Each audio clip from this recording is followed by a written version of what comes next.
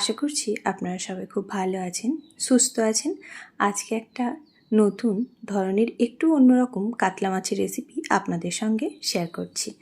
দেখতে থাকুন, আশা করছি আপনাদের ভালো লাগবে।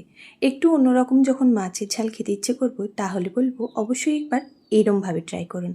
আশা করছি আপনাদের খুবই ভালো লাগবে। তার জন্য এখানে 700 গ্রাম মাছ নিয়েছি। প্রথমে ধুয়ে পরিষ্কার করে নিয়েছি কাতলা মাছটা। এবারেই ম্যারিনেট করছি লবণ, হলুদ, লঙ্কার গুঁড়ো আর অল্প একটু সর্ষের তেল দিয়ে। মাছটা এইভাবে ম্যারিনেট অবশ্যই করবেন, তাহলে কিন্তু মাছের টেস্টটা খুবই ভালো হয়। এবারেই মাছটাকে বেশ ভালো করে মেখে নিতে হবে।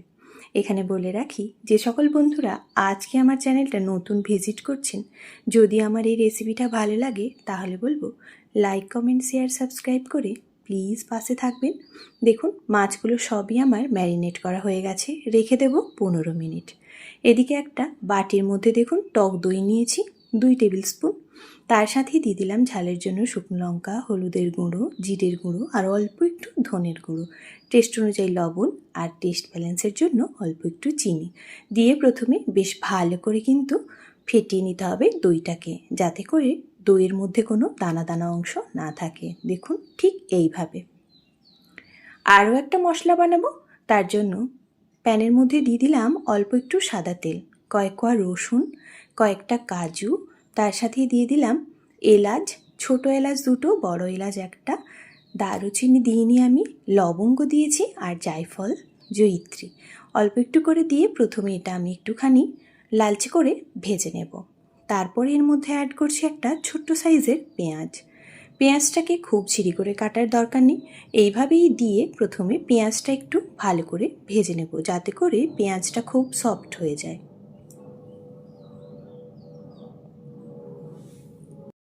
এইভাবে একবার মাছের ঝালটা বানিয়ে দেখুন, বিয়েবাড়ির রান্নাকেও কিন্তু হার মানাবে। দেখুন, পেঁয়াজের কালারটা চেঞ্জ হয়ে গেছে, এইভাবেই পেঁয়াজটা ভেজে নিতে হবে। এবারে এর মধ্যে অ্যাড করছি 1 টিস্পুন পোস্ত আর দিয়ে দেবো 1 টিস্পুন সাদা তিল, দিয়ে আবারও কয়েক সেকেন্ড ভেজে নিতে হবে। দেখুন, ঠিক এইভাবে নাবিয়ে ঠান্ডা করে কিন্তু মিক্সিং জার কিংবা সিলের মধ্যে এটা বেটে নিতে হবে। এবার এদিকে গ্যাসের মধ্যে আরও একটি ফ্রাইং প্যান বসিয়ে দিয়েছি, দিয়ে দিলাম সর্ষের তেল। মাছগুলোকে খুব ভালো করে ভেজে নিতে হবে। মাছটাকে কিন্তু একেবারেই লাল লাল করে ভাজতে হবে। বাড়িতে লোকজন এলেও এরমভাবে মাছের ঝালটা কিন্তু বানিয়ে দিতে পারেন, খেয়ে কিন্তু আপনার প্রশংসাই করবে। একে একে দেখুন সব মাছগুলো আমি দিয়ে দিলাম। এই মাছটা দিয়ে এক দিক হওয়ার জন্য প্রথমে ছেড়ে দিতে হবে। মাছের একটা পিঠ হয়ে গেলেই এরমভাবে উল্টে পাল্টে বেশ কয়েকবার এরম লাল লাল করেই কিন্তু মাছটা একেবারে শক্ত করে ভেজে নিতে হবে।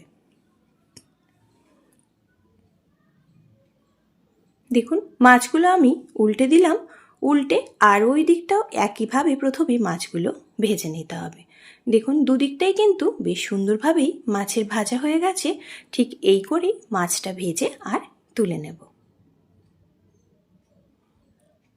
দেখুন কতটা সুন্দর হয়েছে মাছ ভাজাটা। এইভাবেই মাছগুলো ভেজে আমি প্রথমে তুলে নিচ্ছি।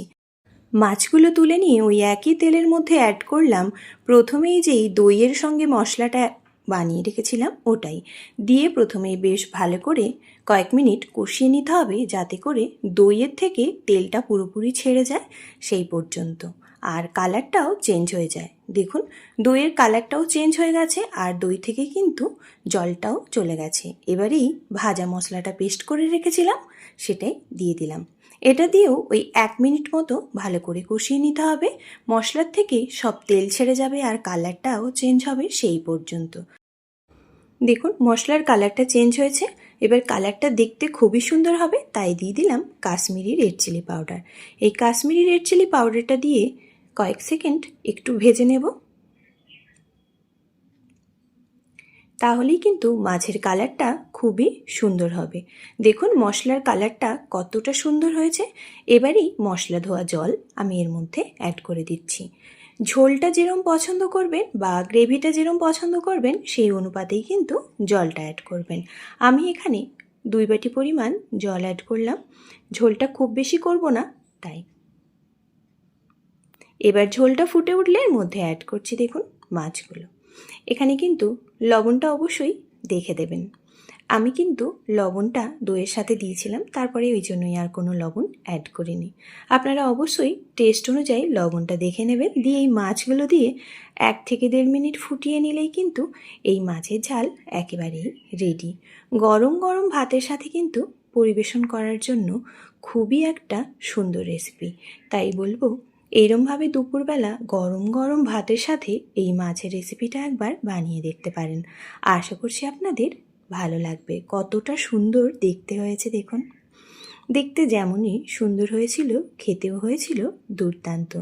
গরম গরম ভাতের সাথে এইরমভাবে কাতলা মাছের রেসিপিটা কিন্তু বানিয়ে দেখতে পারেন। আশা করছি খুবই ভালো লাগবে। এতটা সময় আমার সঙ্গে থেকে আমার এই রেসিপিটা দেখার জন্য আপনাদের অসংখ্য ধন্যবাদ। ভালো থাকবেন, সুস্থ থাকবেন।